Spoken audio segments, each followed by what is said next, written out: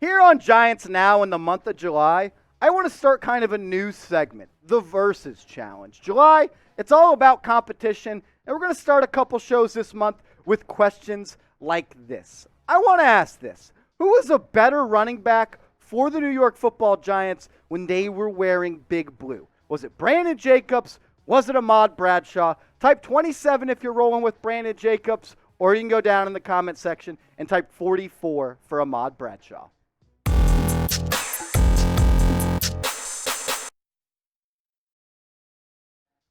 Welcome into New York Giants Now by Chat Sports. I'm your host, Marshall Green, as always, and in today's show, we're going to break down the latest news and rumors surrounding the New York Football Giants. There's a rumor that the Giants should go out and sign a running back, but at the tail end of the show, which I think is a little bit more juicy and you guys should stay tuned for, ESPN and Pro Football Focus, they collabed to break down the Giants roster. They ranked the roster from 1 to 32 in terms of respect to the rest of the teams in the NFL. Then they listed out their biggest weakness, strength, and X factor. So we'll break all that down. But first, the latest rumors surrounding him, the Giants. David Johnson, shout out to Bleacher Report. They put out an article that highlighted one move that every single team in the NFL should make, and for Big Blue, it was signing David Johnson. Johnson, he's 30 years old at this point in his career, played 13 games last year for the Houston Texans, and he was okay. Nothing great. He's nowhere near that player he was with Arizona early on in his career. He's also part of arguably the worst trade in NFL history. Him for DeAndre Hopkins. Bill O'Brien and his butt chin is still not recovering from that one. But the question I have when it comes to Johnson signing with the Giants, do the Giants need to sign another running back? Do they need to add another running back to this depth chart? We'll take a look at that in a second.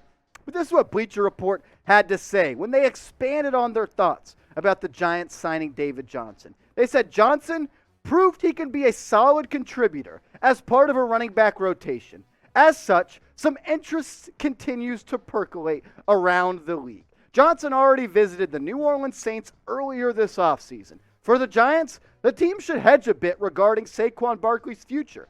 His injury history alone makes depth at that position a necessity. The 2018 second overall pick hasn't played a full season since his rookie campaign, thanks to ankle issues and a torn ACL. Matt Breida, Gary Brightwell Jr., and Antonio Williams are projected as New York's running back depth. Breida bounced between three teams over the last 3 seasons, while Brightwell and Williams have a combined 12 career rushing attempts. When I think about this as a whole, it really doesn't make all that much sense to me. I like what the Giants have in the running back room. They've already committed some assets to that area, drafting Gary Brightwell last year in the 5th round. I know that was a Dave Gettleman pick, so that pick could easily be moved on from. I like Jashaun Corbin. I want to see what he can do in preseason as a UDFA. I'm sure at this point he might be as good as a guy like David Johnson. But does it make sense for the Giants to go out and get him? Saquon Barkley we know is going to be running back 1. Matt Breida, he's going to be RB2. I think you're going to see Barkley and Breida play on the field a good bit together with Saquon bounced outside. Then you have Brightwell, Corbin, and Antonio Williams fighting for that 3rd running back spot. Maybe they keep 4, but I think they keep 3. So let's talk about what David Johnson is as a football player at this point, because that's why the Giants should sign him, for no other reason. What he can bring. And last year, he didn't really bring all that much. Played 13 games for the Texans, 67 carries, 228 yards, 0 touchdowns on the ground, just 3.4 yards per tote. His fall off has been really fast. 2018, he was solid. Then it fell off a cliff. 2019, no good. 2020, no good. 6 rushing touchdowns. He was okay in 2020. But in 2021, he showed that he is not a good running back anymore. He's 30, he's bounced around, and he'd be competing for a roster spot. So from my point of view, it really doesn't make that much sense. I want to see what Breida can do in the Dable offense. I want to see if Gary Brightwell has anything to give in preseason. Antonio Williams, same with him. And Jashaun Corbin deserves a chance to make this roster and be a contributor. So should the Giants sign David Johnson? Type S for sign, or you can go down and type P for pass. Here at Chat Sports, it is a race to 10,000 subscribers. Our Cleveland Browns channel, the Browns Report, they're at almost 9.5 thousand subs. And Giants Now, we're almost at 9.8 thousand. But I want to guarantee that we don't lose this race. Because me and Matthew Peterson, who hosts Browns Now, we have a $500 bet on the line to who's going to get to 10,000 subscribers first. And I'm going to need a lot more super chat and super thanks if I lose this bet. I don't want to come off the money, and I believed in you guys. So if you love the Giants and you want free daily Giants videos and you don't want me to lose the bet, go down right now and hit that big red button. Story number 2 on today's show. ESPN and Pro Football Focus, they rated the New York Giants roster, and they collabed on an article where they listed every team's biggest strength, weakness, and X factor, and they were extremely disrespectful to Big Blue. They ranked the Giants roster as the 26th best in the NFL.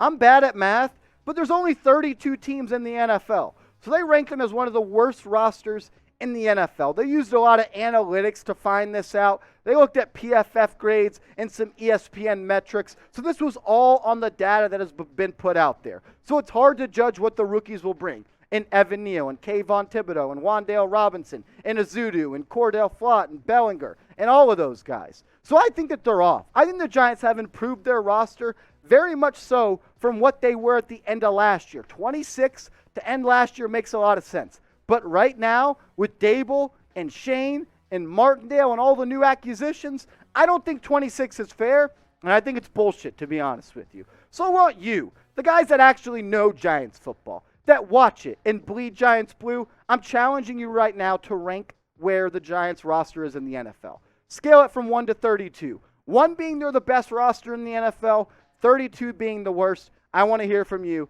Let me know in the comments. I'll be down there reading and reacting to all of it. The biggest strength that ESPN and Pro Football Focus decided what that was for the New York Giants is their defensive line. And I completely agree. When you look at what the Giants have on the defensive line, that's where they have the most talent on this roster, and that's where they've spent the most assets. When you have someone like Leonard Williams, who's a big-time player, makes a lot of money, he needs to be great this year. Kayvon Thibodeau, does anything else need to be said? Number 5 overall pick, might be one of the best Giants pass rushers ever if he lives up to the hype. Azeez Ojulari was great as a rookie. Quincy Roche, he's a good third piece as your edge rusher. Ellerson Smith, he was a 5th round or 4th round draft pick back in 2021. So this front 5 has potential. And if they're going to be great this year, it depends on these 3 guys. Azeez Ojulari, Leonard Williams, Dexter Lawrence, as well as Kayvon Thibodeau. 4 guys. But only 3 of them have played in the NFL before. So let's look at what they did last year. Azeez, in his rookie season, was really good. 50 tackles, 8 sacks, 8 tackles for loss. Leonard Williams was good as well. 82, 6.5 sacks, 5 tackles for loss. And Dexter Lawrence, he was great against the run like he always was. 2.5 sacks and 5 tackles for loss. Those 3 guys, paired with Kayvon Thibodeau, need to lead this team. It's been a long time since the heartbeat and the most talent and the most skill from any position group was the defensive line. But that's where the Giants have made their money. That's where their bread has been buttered. The backbone of the New York Giants franchise history is defensive line and pass rush. And this year, I think they're finally getting back to that. I want to see what they can do in this Martindale system. He's going to blitz the house. He's going to have to try to be one of the best defensive coordinators in the NFL at generating pressure. He has the dogs to do it. Create sacks, create opportunities. Because this defensive backfield doesn't have a lot of talent, doesn't have a lot of proven players, so it's going to rely on creating pressure. And hopefully these 3 guys are leading the charge. And Leonard Williams, Azeez Ojulari, and Kayvon Thibodeau. But I'll ask this question. Who has the most sacks in their rookie in this year of these 3 guys? Is it Leonard Williams, type 99? Is it Azeez Ojulari, type 51? Or if you think it's the rook, King K, Kayvon Thibodeau, type number 5. I also want to suggest you guys to show us some love and follow us over on Rumble. Rumble.com/NYGiantsTV. Rumble is just like YouTube, except a little edgier and uncut. And we're posting Giants videos over there every single day. And here at Chat Sports, where we have like 26 channels over on Rumble, Giants Now is ranked 3rd. And I'm trying to catch the Cleveland Browns report. So help us do that. Follow us, rumble.com/NYGiantsTV. The biggest weakness, according to ESPN and Pro Football Focus, was the secondary, and I also agree with this. So I think ESPN and Pro Football Focus are 2 for 2 in that regard. They expanded how they felt about it and said this in the write-up. They said New York's once deep secondary has thinned considerably over the past year.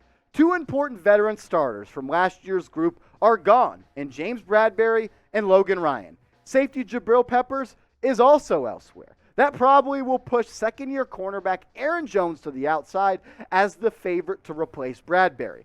Robinson earned a 58.4 Pro Football Focus coverage grade and 170 coverage snaps as a rookie while splitting time between the slot and outside. Rookie safety Dane Belton also will have an opportunity to earn a starting job in a thin group. I feel better about the Giants' safety room than their cornerback room. I believe Xavier McKinney is going to step up this year. Could be an all-pro type of player. Go back and watch what he did against the Las Vegas Raiders this past year. He looked like the best player on the field at times, and he's going to have to be, because in a group where he's met with Julian Love and Jaron Williams and Dane Belton, they don't have much experience. They don't have much playing time under their belt. He's going to have to be a leader. He's going to have to be a captain. He's going to be asked to do more in this Martindale system. So I trust him to carry that safety room.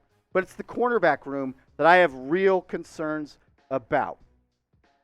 I like Adoree Jackson. Is he ready to be a number 1 corner for all 17 games? Can he stay healthy for 17 games? I'm not sure. I like Aaron Robinson, but I'm not ready for him to be a starting outside corner. I like him in the slot. I think he's versatile, but I like him more in the slot than on the outside. Then you have young guys like Darnay Holmes, Rodarius Williams, and Cordell Flata who haven't really proved anything in the NFL. I am a little bit concerned about this secondary room. I trust the safeties, but I am concerned about the cornerback room. They have the talent and the bodies to be good, but they have to prove it to me because I haven't seen it yet from anybody in the National Football League on this stage. They also broke down the biggest X factor, they being ESPN and Pro Football Focus, and they listed Kadarius Toney. And I'm going to be honest, I agree with all 3 things they said. I think the biggest strength is the D-line. I think the biggest weakness is the corners. I think the biggest X factor is Kadarius Toney. We know Toney had a struggled or a rocky, I think is a good way to describe it, a rocky rookie year. Played in just 10 games. Dealt with some injuries. Didn't score a touchdown. 420 yards. Nice. Smoke one to that.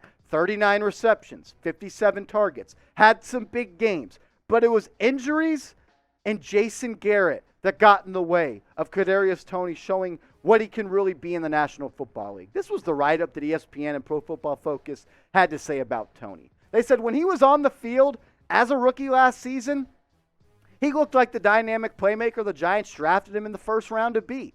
He was one of just 15 wide receivers in the league to average over 2 receiving yards per route run on at least 100 routes. The issue seems to be him staying on the field. Toney sat out OTAs following a minor arthroscopic surgery that he had on a knee this offseason.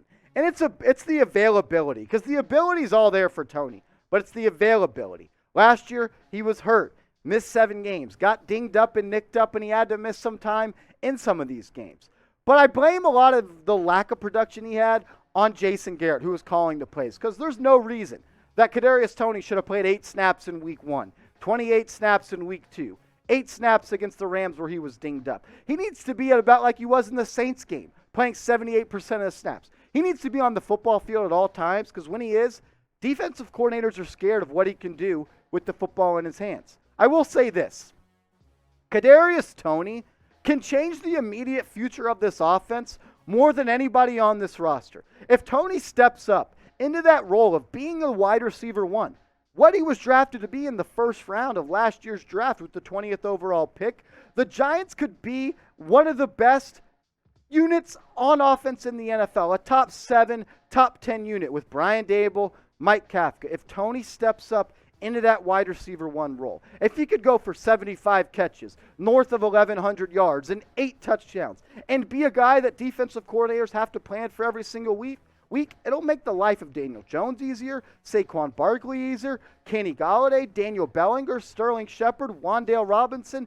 If Toney can step up into that number one role, he can change the fortune of this offense quicker than anybody else, in my opinion. And that is why I think, as well as ESPN and Pro Football Focus, that he is the biggest X factor on this team. 8 touchdowns, though, for Kadarius Toney.